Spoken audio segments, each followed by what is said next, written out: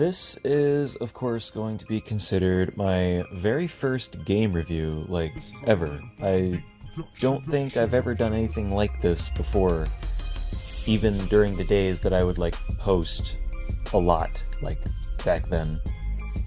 But, yeah, we're doing Friday the 13th, the game.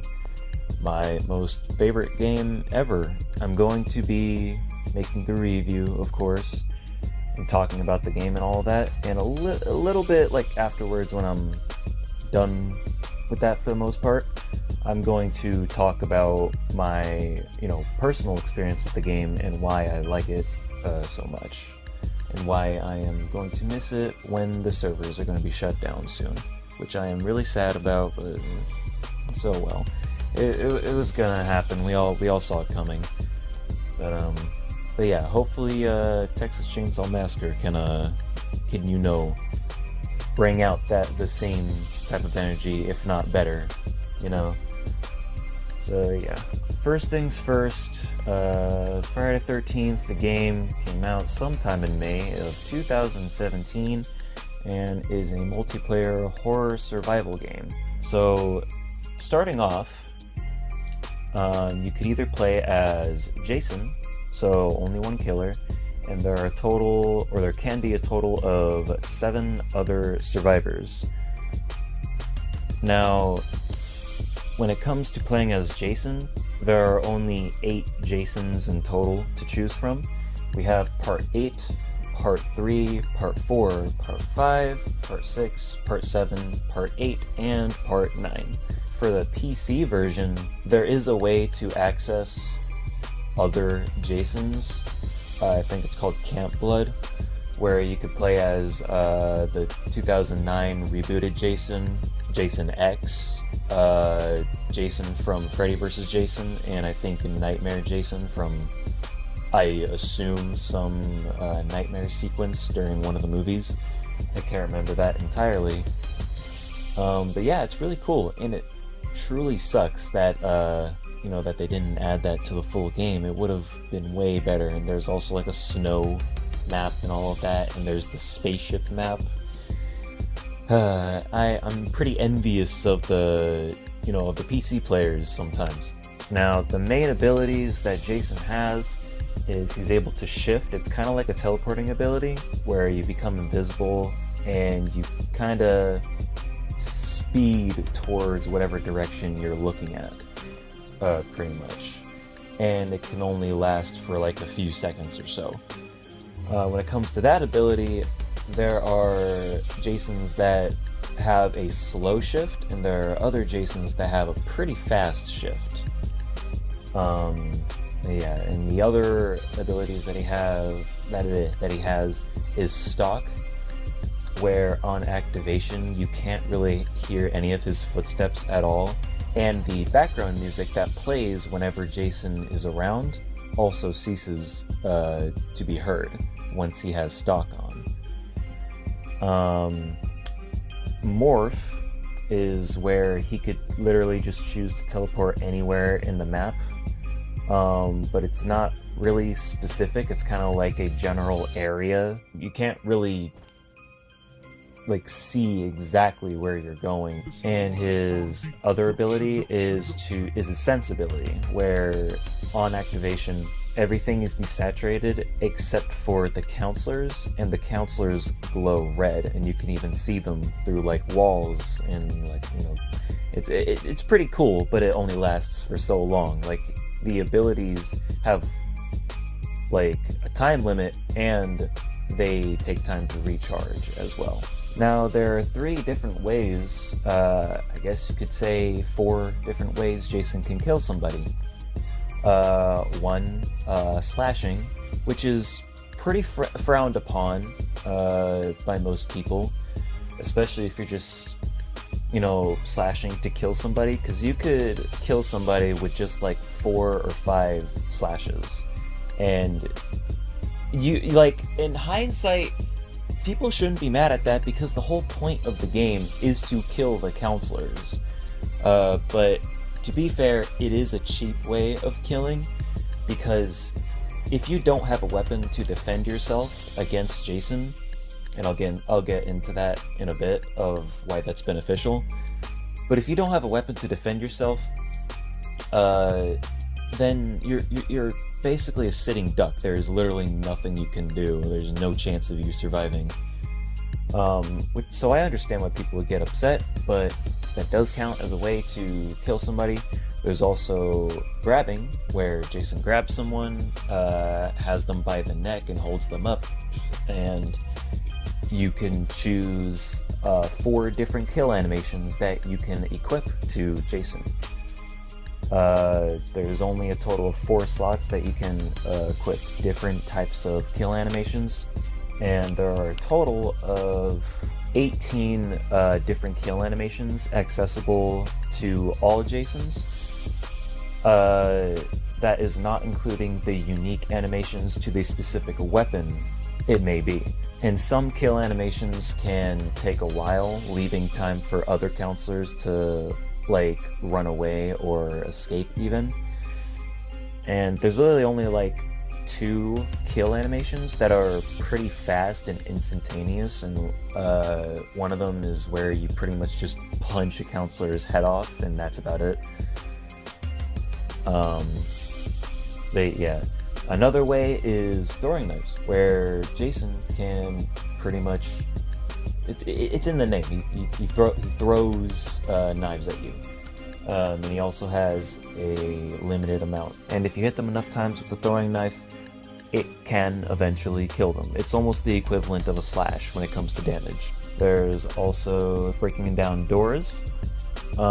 If you do it normally by going up to the door, pressing the trigger button, or if you're playing on PC, I guess the left click button or right, whichever you have it on. If you press and hold that, it will keep damaging the door until it eventually breaks, and then you can go inside. And why would you need to do that is if one of the counselors goes ahead and locks the door from the inside or barricades it. And if a door is barricaded, it takes a few more hits to break it down, usually. Now, I believe this is the last of Jason's analysis. Of course, I'm not going to mention every little detail. I'm just mentioning the stuff that is most crucial. Now, one thing I didn't mention yet is strengths and weaknesses of a Jason. Now, strengths, that can literally mean anything. It could determine how good your sensibility is, how much traps you spawn with, if you can run or not, if you're fast with your shift, if you're slow or fast in water. I also forgot to mention that too. There are maps where there is water, and you can navigate in the water, and usually you are faster in the water than you are on land when it comes to, being on foot. But also, depending on which Jason you have, you're either fast in the water, you're kind of fast in the water, or you're slow in the water. Like, if you're slow, you're fast enough to usually keep up with counselors and even catch up to them. But say if they start up the boat to escape in, because that can be in certain maps an option to escape in as a counselor. If you're a Jason that's slow in the water, you're not going to catch up to the boat. So yeah, but usually that's not a worry. I guess as an example for part 2, strengths can be he runs, he spawns with a lot of traps, and his morph ability, meaning his morph ability recharges faster, while as for his weakness, he has crap defense, so it's easier for counselors to get his mask off, and he's slow in water, and he's also slow with his shift. So those are like some good examples of, strengths and weaknesses. Now on to just the counselors. Now, when it comes to the counselors, you have a total of how many? I don't even remember at the top of my head. Okay, you have a total of 14 counselors to choose from, which I like that variety. Because some of them, when it comes to stats, can be pretty repetitive. It's just a simple gender change, is all. Counselors, when it comes to their stats, they have composure, luck, repair, speed, stamina, stealth, and strength. Now, counselors with good composure, like if they have 5 or above, usually are able to not be afraid as much.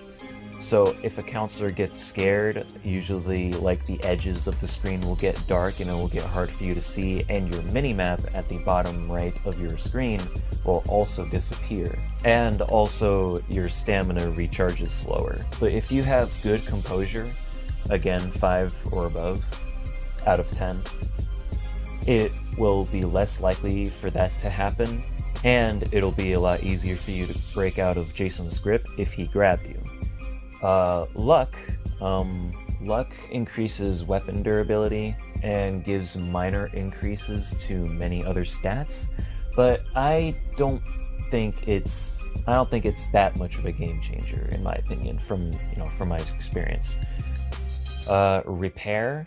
So repairing is when you're good at, say, fixing the car, like putting the gas in or putting the battery in the car, or fixing the phone box. Like, if you have, say, a 5 or above repair, like, it gives you skill checks when you're repairing something. And if you have good repair, it gives you less skill checks. If you have low repair, you have a lot of them, and it's a slower process, so it allows Jason to, get to you more, I guess you could say. Speed, that speaks for itself, your, movement ability, and also your sprint speed. Stamina, how fast or slow your stamina is drained, and also how fast it regenerates. Stealth is, being able to not be detected by Jason's sensibility, and not hearing any footsteps as well. And or pings. So as Jason, if you're playing as him, you'll see these pings on your screen, and that determines if a counselor is making noise or not. And if you have good stealth, usually that ceases to happen. Not all the time, but most of the time. And strength, that also speaks for itself.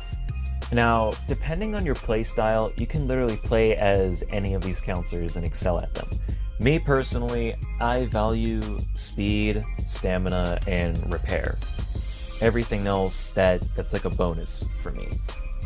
So somebody like Deborah, she has 10 out of 10 repair, but has crap speed and stamina. So I main her sometimes, but only if I'm being a daredevil, Usually Kenny is the way to go, because Kenny is an overall 5 out of 10 counselor. All of his stats are evened out. So it's he's not the worst, but he's not the best at what he does. Now, let's also talk about perks. Perks, it's in the name. They give the counselor advantages. For example, you could have the perk Tinker, which allows better repair. And there's also a perk where you spawn with a map, so you don't really need to search the area to look for one.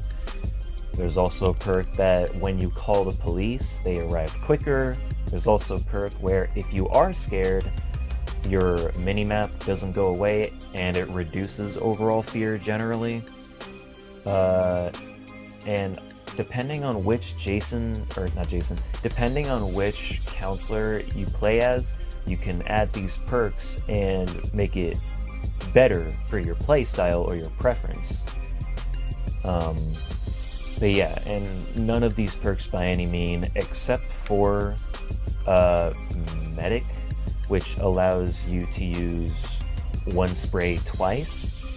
Other than that, none of these, no perk in the game is cheesy. There was a perk that was going to be added back then where you spawn with a pocket knife, but that would be way overused. And I could see that being really annoying for people. So, yeah. Now, when it comes to gameplay as a counselor, your main objective is to escape. And there, I believe, is a total of like 3 or 4 ways to escape. Or survive, generally.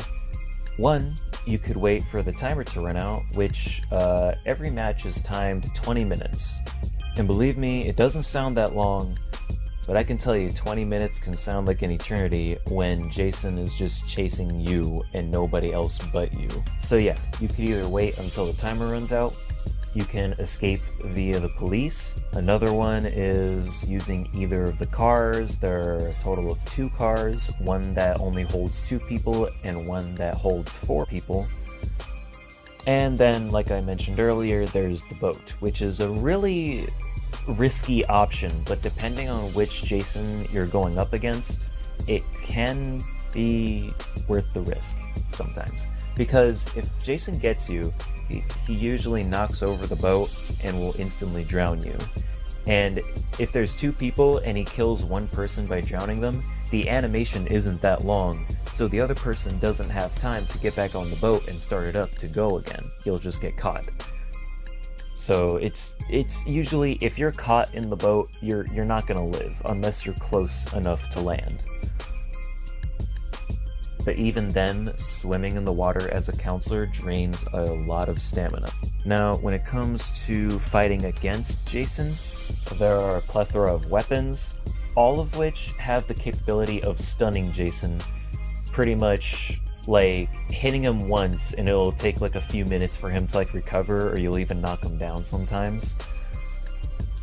And any weapon is capable of doing that, but some more than others. Like a baseball bat will usually stun Jason 9 times out of 10, while a machete, like 2 times out of 10 will stun him. But what that also means is some weapons are more capable of knocking off his mask, so pretty much dealing more damage than others. Like the bat, it deals a decent amount of damage, but not a whole lot, whereas the machete is usually the go-to, or the axe are usually the go-to weapons if you're trying to knock off Jason's mask. And that's what I was mentioning earlier.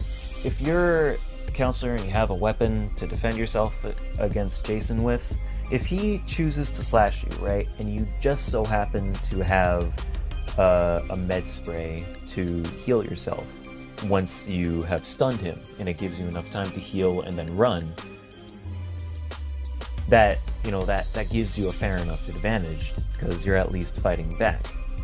And there's usually like an animation delay. Once he slashes you, it takes like a good half a second for him to slash you again, and it gives you enough time to like hit him after you've been hit.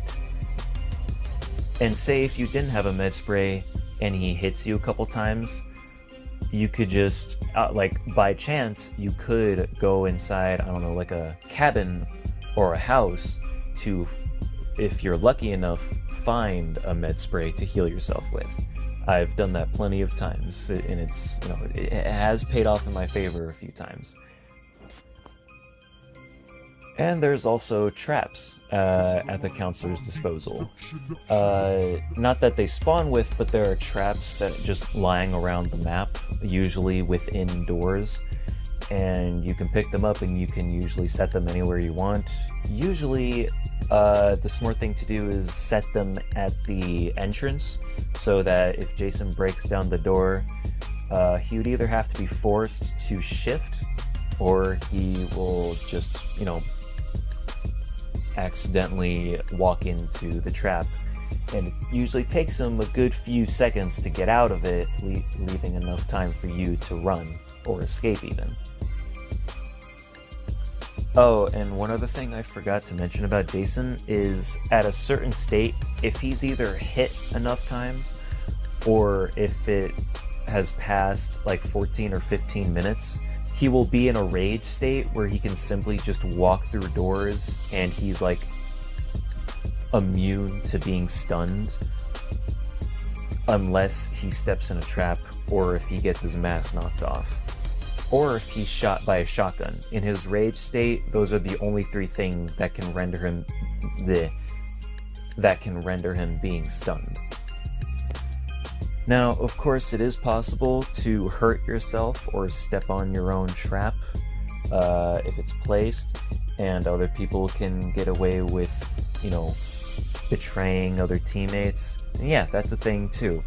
If somebody decides to drive the car, you can get run over by the car. It doesn't count as a kill for Jason, but it still sucks. It's like an insta-kill if you're hit with the front or the back of the car. And you could also commit suicide yourself. That also doesn't count as a Jason kill, which can be a pretty, chicken move to make. But if you're dealing with people like that, you could either just leave the game, or you could commit suicide and not have to deal with the shenanigans. Now, there can be an 8th player, or an 8th counselor, I should say, not necessarily a player. 2 people would have to be killed by Jason. They can't commit suicide and they can't be betrayed, or else they won't come back. They will have to be killed as Jason, and somebody within that match would have to make the effort to call Tommy Jarvis, our Lord and Savior, who, if he is called successfully, and the first 2 people who are killed, they have a 50-50% chance of being Tommy. Or if said 2 people have escaped already due to, them being really good players, or if Jason is just not that good at being Jason, then if you escaped successfully through the cops or through the car or a boat, you could still be Tommy through those means. It's only if you commit suicide and or if you're betrayed that you cannot spawn as him, even if you're like the first 2 to go. Now, there are a total of 8 maps to choose from. There are 5 main maps, and then there are 3 variations of the 3 included in that 5. So there is a small Crystal Lake map, and there's a normal Crystal Lake map. There is a small Higgins Haven map, and there's a normal Higgins Haven, and, same thing with Packanack. And there are 2 other maps, very big maps, that not a lot of people like to play in, especially if you're playing as the counselor, because it's so big, due to it being difficult to find stuff to, get the objectives done. That being Pinehurst and Jarvis House, I believe. And, yeah. Luckily, I've managed to actually make those maps survivable for myself. But it can be annoying of how big they can be, and if you're not able to find what you need to find to escape, or at least give yourself an advantage to survive. The most famous map that a lot of people play usually is Packanack Small. My personal favorite is Crystal Lake Small and or Higgins Haven Small, but Packanack isn't that bad either, I guess. And yeah, it's mainly because they're small maps that, you're able to get more stuff done. And it also works in Jason's favor too, because everything is so, enclosed in a way. It's not tiny. Even the small maps are considered to be bigger in comparison to Dead by Daylight maps. But they're small enough to where Jason can, easily find people. If he killed somebody and everybody else is somewhere else on the map, it's easy for him to find other people. Now, there is another way to survive a match, and that is by killing Jason. And I am super glad that they have this as an option in the game. It's super cool and unique, and is a legitimate, can be a legitimate weakness of Jason. No matter what Jason you play as, he is able to be killed if it's done right by the counselors. Now, as counselors, you have to be a female, right?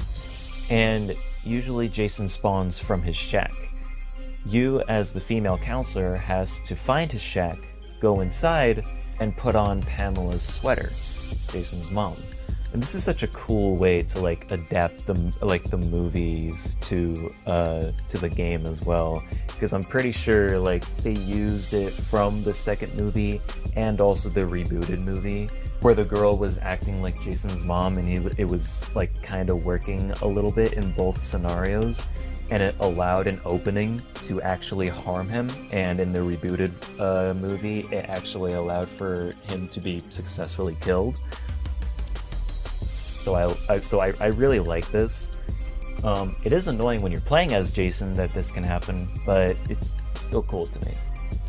Now, once the female counselor gets the sweater and gets out, of course, once they get inside, it will alert whoever's playing as Jason that somebody has just entered the shack, and you have to get there ASAP to kill them. Now, if you're lucky enough, sometimes Jason's morph ability, like if he's too far from it, sometimes his morph ability is recharging, and he can't get there in time.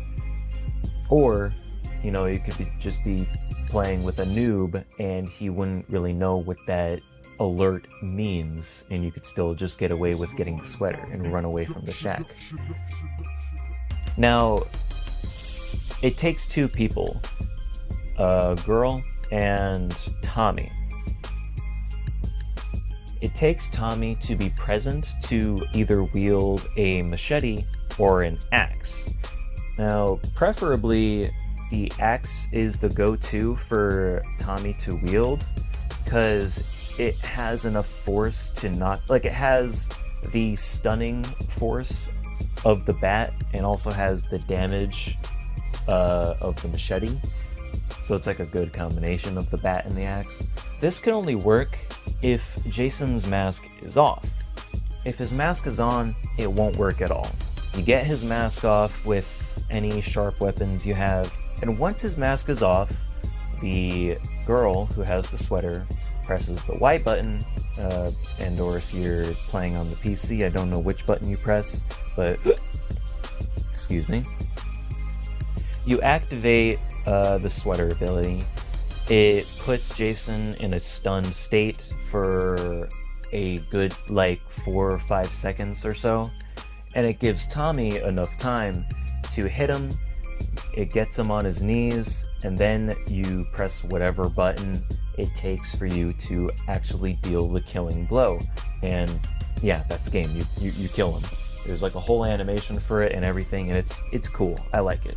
Now, I'm more than sure that's everything that has to do with the game that you need to know, and yeah, it's a very fun game, well put together in my opinion. And yeah, the reason why it's my most favorite game ever, when it comes to multiplayer games at least,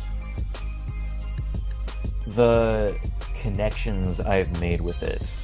I have met so many interesting people. It's like hard to even describe sometimes. I've made multiple friend groups that have lasted months. I've met people that, and one thing that is common when it comes to Friday the 13th, a lot of people who are going through shit and who are depressed go to this game. Like, a lot. I would know. Not only have I met a lot of them, but I have been that person back then and even nowadays. Not now, but like a good 6 or 8 months ago, I would say I would consider myself one of those types of people, and I play this game a lot.